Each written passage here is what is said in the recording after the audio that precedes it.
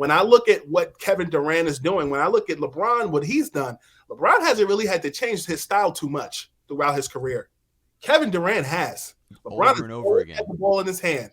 You saw LeBron, you kind of saw vintage LeBron, Cleveland LeBron in the game the other night against the Warriors. Mm-hmm. Kevin Durant has morphed into literally a playmaking small forward on the fly in the playoffs because there was a need, not a want.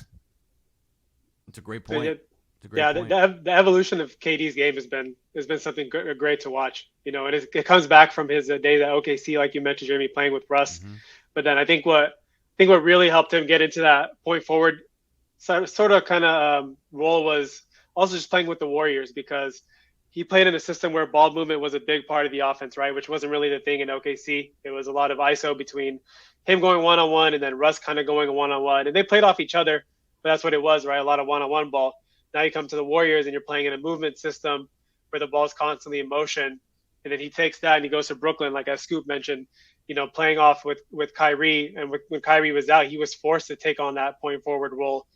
And like he's the thing with him, he keeps it simple, right? Like you said, Jeremy, because he's not like LeBron where he's coming down with the ball, looking to run a pick and roll or trying to facilitate. With him, it's like, I'm getting to my spot and now here comes a double. All right, just simple kick. You know, he's not doing nothing flashy. He's just making the simple reads, but it's something he's gotten better at over the course of his career.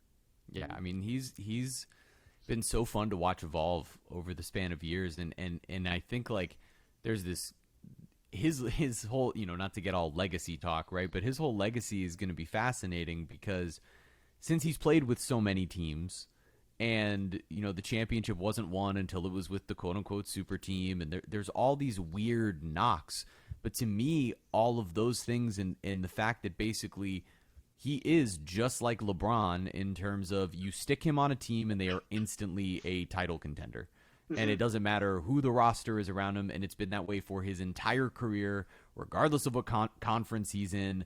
He has been one of those types of guys that doesn't really get to exist. Like, it's LeBron, and that's the only guy. I mean, obviously Steph grew into that as well, but he's been with one franchise the entire time.